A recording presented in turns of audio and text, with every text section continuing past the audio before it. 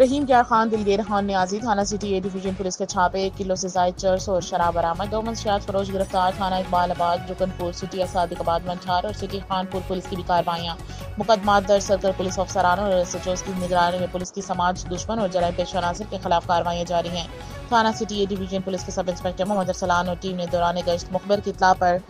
داؤد پل railway line کے قریب کامیاب چھاپہ مار کر کارروائی کرتے ہوئے منشیات فروش محسن کو 1 کلو